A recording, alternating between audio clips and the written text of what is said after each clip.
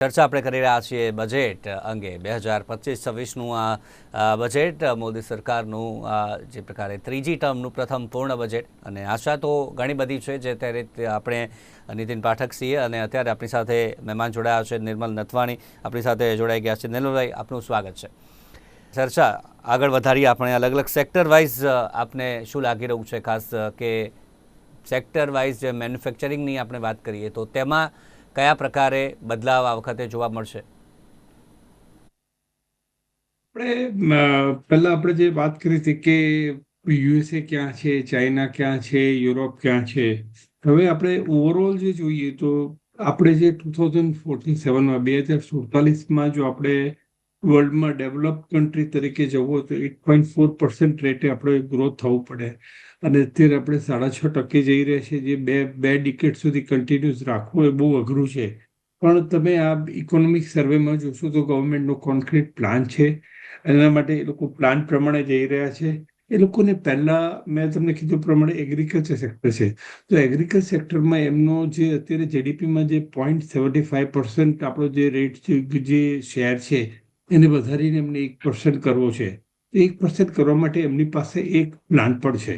પ્લાનમાં એવું છે કે જે અત્યારે જે રેન બેઝ જે ઇરિગેશન જે પ્રોજેક્ટ છે, બરાબર, આપણે રેન હાર્વેસ્ટિંગ ઉપર જ ધ્યાન આપીએ છીએ.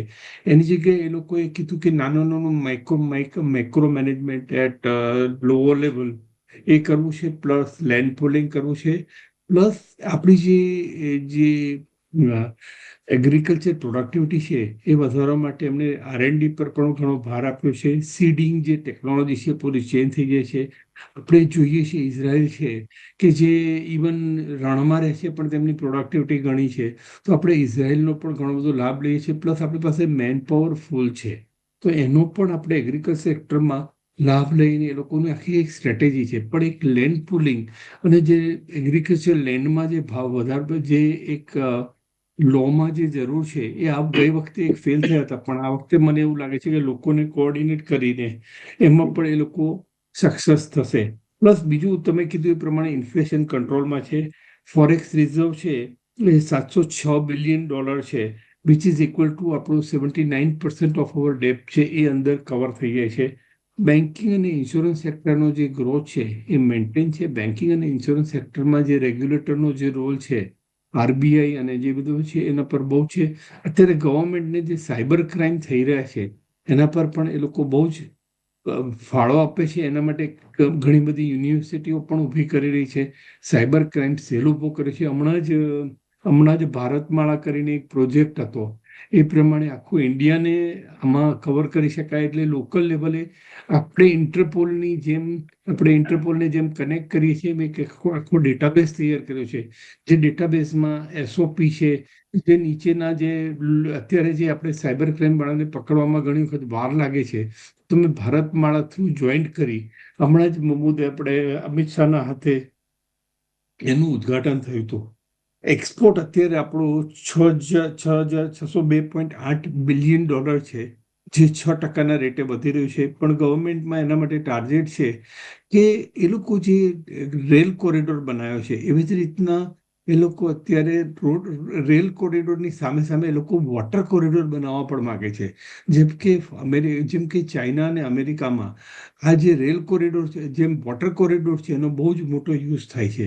તો એ સેક્ટરમાં ગવર્મેન્ટ ઘણું જ ઇન્વેસ્ટમેન્ટ કરી રહી છે. ગવર્મેન્ટનું એવું કહેવું છે કે જે આપની વાત પૂરી કરી દો. ગવર્મેન્ટનું એવું જી. કહેવું છે હા, ગવર્મેન્ટનું એવું કહેવું છે કે જો આપણે જે ઇન્ફ્રાસ્ટ્રક્ચર ડેવલપમેન્ટમાં ખાલી ગવર્મેન્ટ સેક્ટર જેટલું ઉમેરશે એનાથી રીતે પણ પ્રાઇવેટ સેક્ટરનો પણ મોટો ફાળો હશે, એ લોકોની એક્સપેક્ટેશન છે. પછી હું તમે કહેશો ત્યારે ફરી આવીશ. જી, ચોક્કસથી આગળ વાત કરીએ. નિર્મલભાઈ, હવે આગળ વાત કરીએ જે મેઇન આપણા સેક્ટર જે પ્રકારે વાત કરીએ એગ્રીકલ્ચર, એજ્યુકેશન, હેલ્થ, આ ત્રણની આપણે વાત કરીએ તેમાં કેટલા ડેવલપમેન્ટની જરૂર છે અને સાથે જે રોજગારી આપતા સેક્ટર છે જેમ કે કાપડ ઉદ્યોગ, એગ્રીકલ્ચર બાદ સૌથી વધુ રોજગારી આપતો જે ઉદ્યોગ છે કાપડ ઉદ્યોગ, એ તમામ માટે કેવા બદલાવ કરવા પડશે હવે? કોઈ પણ દેશનું અર્થતંત્ર હોય અને એમાં પણ જ્યારે ભારત કૃષિ પ્રધાન અર્થતંત્ર તરીકે સમગ્ર વિશ્વમાં ઉભર્યું છે ત્યારે ભારતમાં 3 સેક્ટર્સ એ ખૂબ જ મહત્વના છે. કૃષિ ક્ષેત્ર, મેન્યુફેક્ચરિંગ ક્ષેત્ર અને સર્વિસ સેક્ટર. હવે કૃષિ ક્ષેત્ર સ્ટેબલ રહી અને 3.5% દરે ગ્રોથ કરી રહ્યું છે. અલબત્ત આ વર્ષની વાત કરીએ તો જે રીતે હવામાનનો ભારત દેશને લાભ મળ્યો છે, કોઈ કેઝ્યુઆલિટી હજુ સુધી માલુમ પડી નથી, ત્યારે સ્વાભાવિક છે કે મબલક ખેત ઉત્પાદન ભારતમાં જોવા મળે. હવે 140 કરોડ જેવી વિશાળ વસ્તી ધરાવતા દેશમાં જો અનાજનો પુરવઠો જ તૂટી પડે અને અનાજની આયાત કરવી પડે તો એ કમનસીબ ઘટના કહેવાય.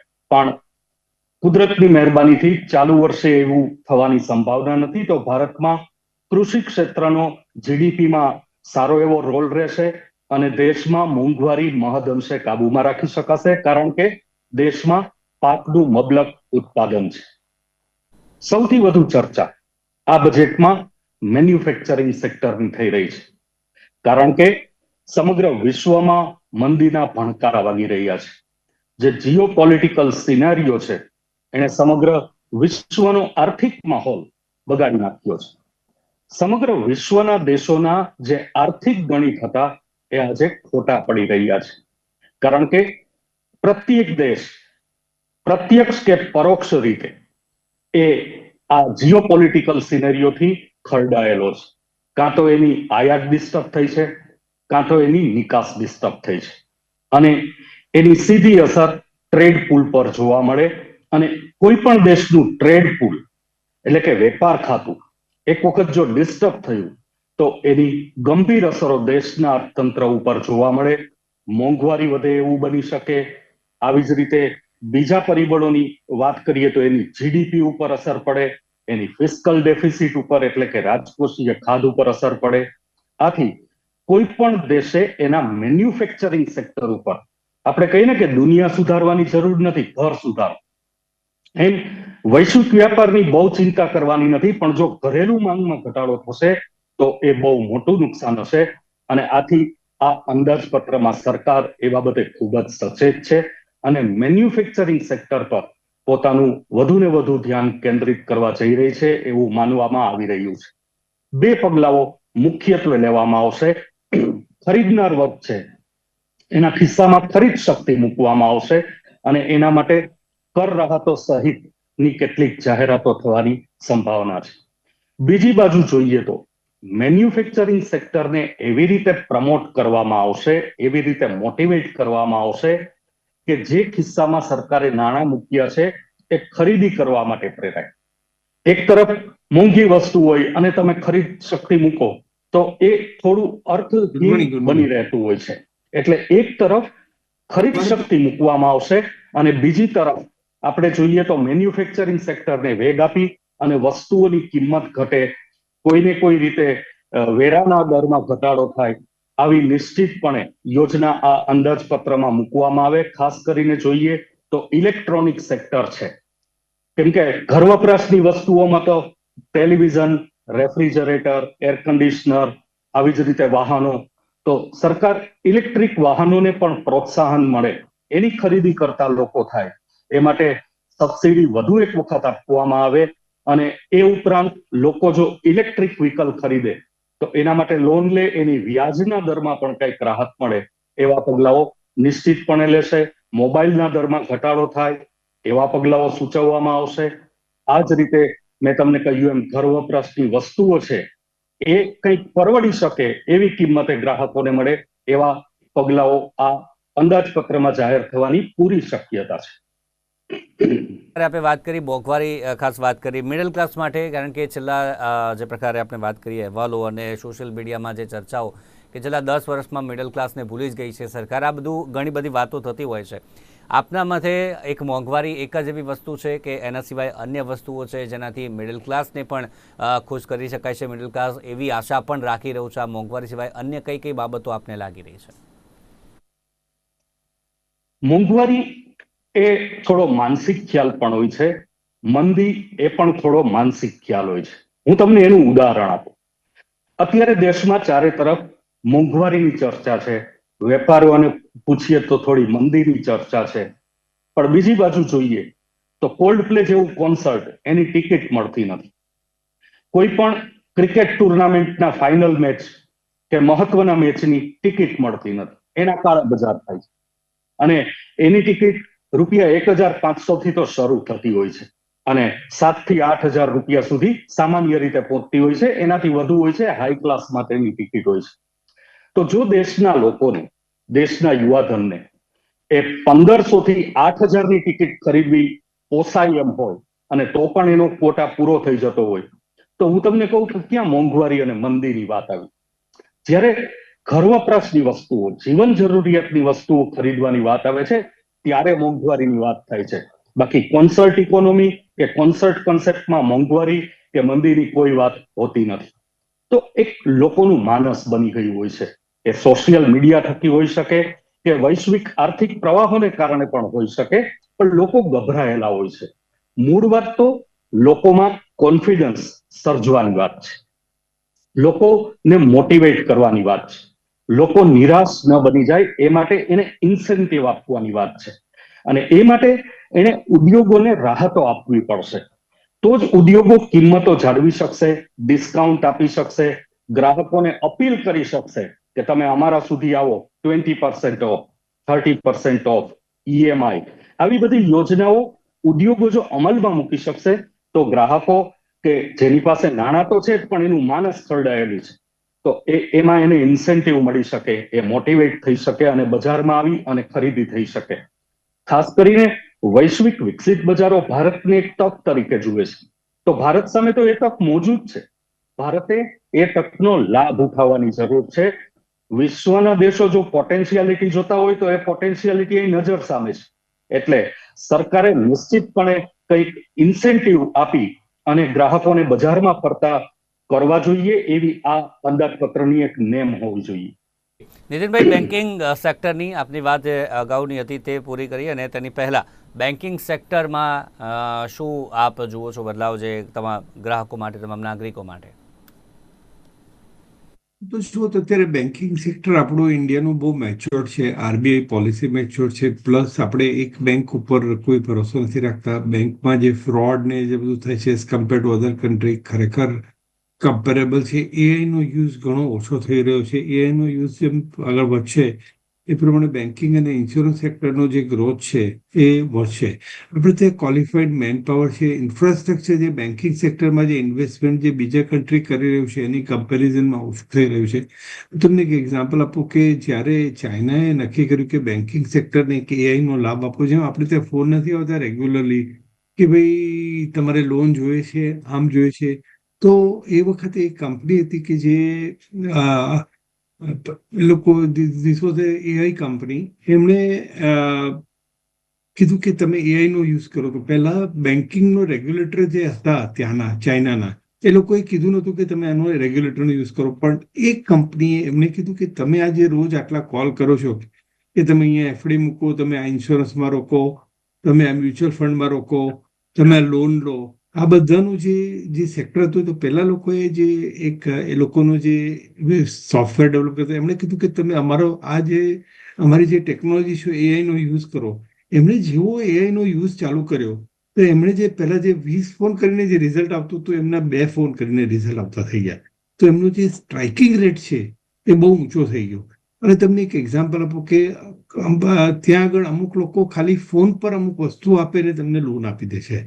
તો જે લોનની જે સગવડ છે, જેટલી લોન વધારે આપશો અને તમારો જે ડેપ્થનો જે બેડ ડેપ્થનો રેશિયો જો મેન્ટેન થશે, બેડ ડેપ્થ તો થવાના જ છે. કોઈ બી કંપની જ્યારે કોઈ બી લોન આપે એટલે અમુક ડિફોલ્ટર થાય. વિજય માલ્યા અને આ બધાની જે વાતો કરો છો એવું થોડુંક તો રહેવાનું જ છે. એવું નથી કે કોઈ બી જગ્યાએ પૈસા આપો ને તમારે ના ડૂબે. એ બેન્કિંગ સેક્ટરમાં મેજર જો લાવો તો એઆઈનો એક મોટો ફાળો હોઈ શકે છે, જે ચાઇનાએ આખી એઆઈથી બેન્કિંગ સેક્ટરનો આખો માળખું બદલી કાઢ્યું છે. તો મને એવું લાગે છે કે બેન્કિંગ સેક્ટરમાં મેજર ચેન્જ કરવા કરતાં એઆઈને એના જે ઇન્ફ્રાસ્ટ્રક્ચરમાં જે યુઝ કરે, એ government funding, government core funding, જે અમેરિકામાં જે અત્યારે તમે વાત કરો તો ઇયાન મસ્કને પહેલાં કીધું કે વિલિયમ્સને બે જે પેલા છે એ પ્રાઇવેટ સેક્ટર મસ્કને કીધું કે ભાઈ તું જઈને ત્યાંથી એમને લઈ આવે. તો આપણે ત્યાં જે પ્રાઇવેટ સેક્ટરનો જે ગ્રોથ છે એ ઘણો ઓછો છે. એ જેટલો વધારે થશે પ્રાઇવેટ સેક્ટરનું જે કોર ફંડિંગ, તો એમાં આપણને એને લીધે વધારે ફાયદો થશે એવું બેન્કિંગ સેક્ટર ને ઇન્સ્યોરન્સ પણ આપણે ત્યાં મેચ્યોર છે, પણ એમાં ઇન્ફ્રાસ્ટ્રક્ચરમાં ડેવલપ કરવાની બહુ જરૂર છે. બીજી એક વાત કરું તો આપણે ત્યાં જે ક્રિટિકલ ગુડ્સ છે, જે ચાઇનાએ જે રીતના એનું ઇન્ફ્રાસ્ટ્રક્ચર ને પ્રોડક્શન કેપેસિટી જે સ્કેલ પર લઈ ગયા છે, એની લીધે 1 ટ્રિલિયન ઇકોનોમી, 1 ટ્રિલિયન એમની પાસે ટ્રેડ સરપ્લસ છે. તો ઇન્ડિયાએ એ લેવલે જવું હોય તો ગવર્મેન્ટે એમના બજેટમાં પહેલા કીધું કે આપણે કોસ્ટ એફિશિયન્ટ ઇન્ડસ્ટ્રી કરવાની છે અને જે સ્કિલ ડેવલપમેન્ટ છે એના પર ભાર આપવાનો છે. ગવર્મેન્ટ એના માટે સજાગ છે, પણ over A period of time there should be a partnership between private sector, academic અને ગવર્મેન્ટ. એ ત્રણે જ્યારે ભેગા થશે રેગ્યુલેટર, ત્યારે એનો ગ્રોથ ફાસ્ટ થશે. એ એક આપણા મગજમાં હોવું જોઈએ અને ગવર્મેન્ટે પણ એ સમજવું જોઈએ. અને બીજું કે લોકોની મેન્ટાલિટી છે કે 12 કલાક કામ કરવું, 40 કલાક કામ કરવું, જે અમેરિકાને પોસાશે, યુરોપને નથી પોસાતું. એ લોકો અત્યારે ડૂબી જવા તરફ જઈ રહ્યા છે. તો ઇન્ડિયાના યુથને લોકોએ ઇન્ડ્યુસ કરવું પડશે કે ભાઈ તમે હાર્ડવર્ક કરો. હાર્ડવર્ક કરવાથી તમારી કન્ટ્રીની ઇકોનોમી આગળ આવશે. જો તમે અત્યારથી જ એ કોન્સેપ્ટ નહીં હોય તો આપણે ત્યાં લોકો મેન્યુફેક્ચરિંગ કરવા નહીં આવે. બરાબર. બીજું આપણે જે સોલારમાં, જે મેં તમને સોલાર એનર્જીની વાત કરી હતી, તો અત્યારે પહેલા કરતાં આપણું પ્રોડક્શન 5 ગણું થઈ ગયું છે. તો પણ આપણી કેપેસિટી એટલી ઓછી છે કે આપણે એને ગમે એટલી વધારીશું તેને એના માટે આપણે કોમ્પિટિટિવ છે. એના માટે આપણે અત્યારે મેઇન જે પોલિસિલિકોન, ઇગ્નોટ અને વેફેટ જે છે એ આપણે ચાઇનાથી ઇમ્પોર્ટ કરવા પડે છે. પણ ચાઇના માંથી ઇમ્પોર્ટ કરવાથી ઘણી વખત એ લોકો એમનું સપ્લાય ચેઇન મેનેજમેન્ટ અને એમની મેજર પોલિસી પ્રમાણે ઘણી વખત આપણો ગ્રોથ ન થાય એટલા માટે આપતા પણ નથી. તો આપણે ઇનિશિયલી ધીમે ધીમે આપણે એના પર ભાર આપવો પડશે. ને ગવર્મેન્ટે મેં પહેલા કીધું એ પ્રમાણે getting out of the way, એટલે ગવર્મેન્ટ જેટલું બને એટલું, એ ગવર્મેન્ટ એવું કહેવા માંગે છે કે you are not guilty till it is proven guilty, you are innocent. એટલે ગવર્મેન્ટ નાની નાની વસ્તુમાં ઇન્ટરફિયર થવા માંગતા નથી. તમે તમારી જાતે ગ્રો થાવ.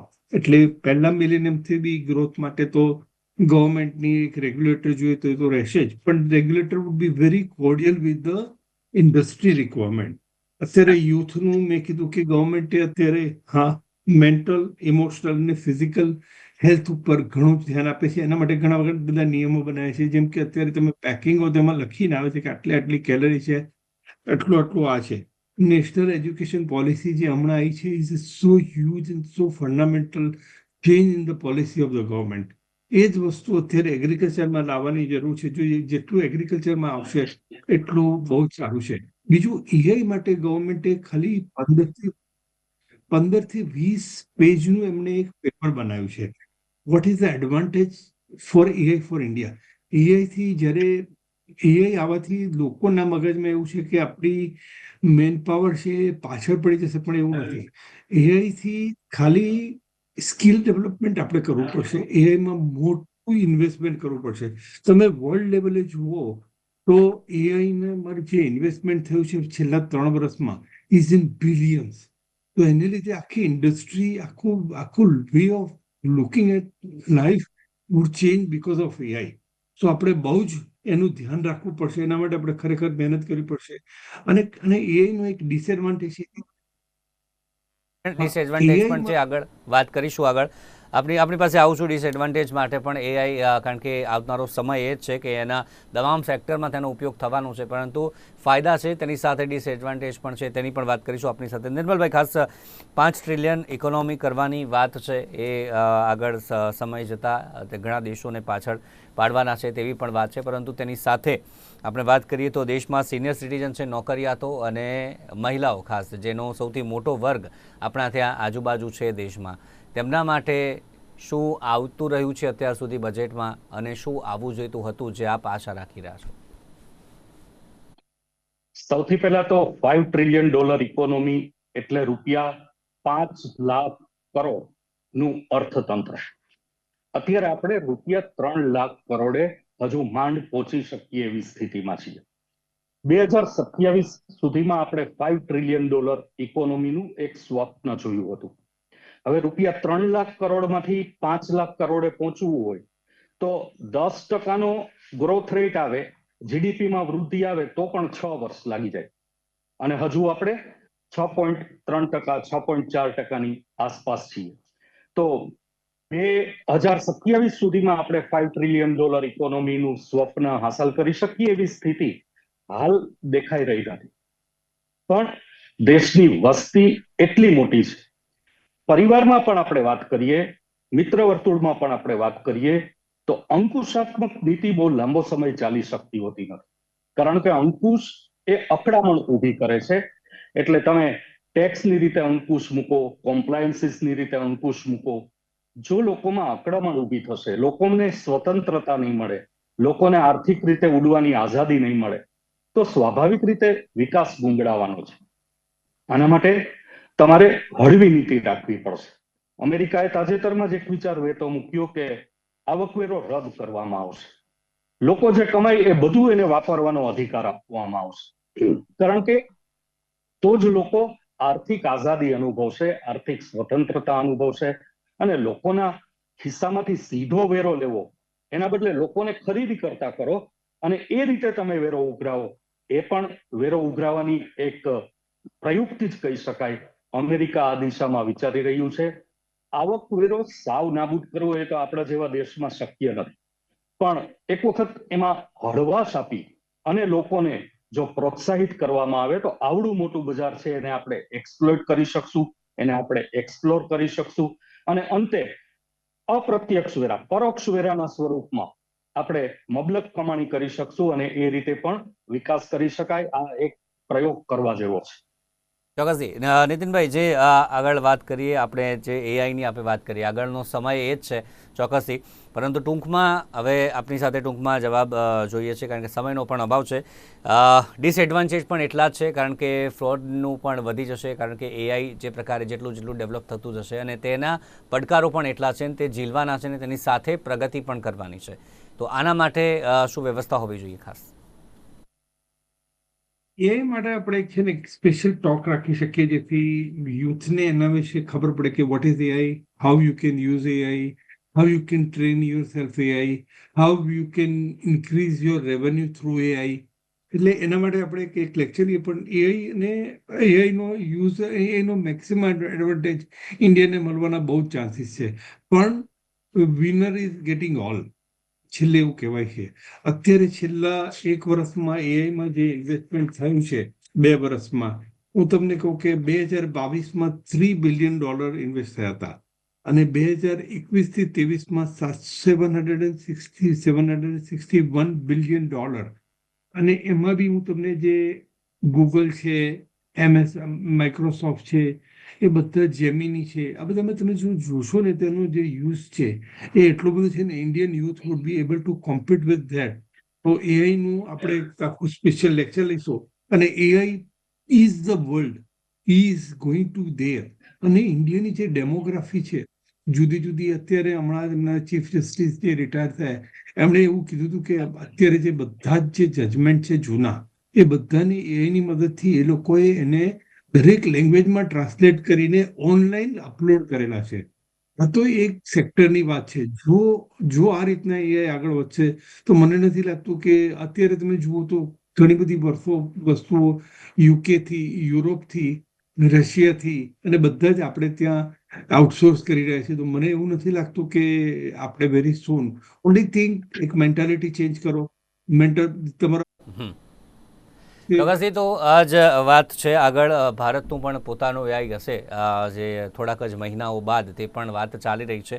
હવે બજેટની ખાસ કરીને આપણે અત્યાર સુધી ચર્ચા કરી, આગળ પણ ચર્ચા યથાવત રાખીશું. શું છે આશા અપેક્ષાઓ તમામને, શું હોવું જોઈએ અને શું નથી મળ્યું અને શું મળવું જોઈએ, અલગ અલગ સેક્ટર વાઇઝ. ગઈકાલે પણ તે જ પ્રકારે ચર્ચા આપણે કરી હતી, આજે આગળ આપણે ચર્ચા કરી, આગળ પણ ચર્ચા યથાવત રાખીશું. અત્યારે મહેમાન ખાસ જોડાયા અમારી સાથે, નિર્મલભાઈ અને નીતિનભાઈ, બંનેનો આભાર અમારી સાથે આજે જોડાયા તે બદલ. Thank you very much.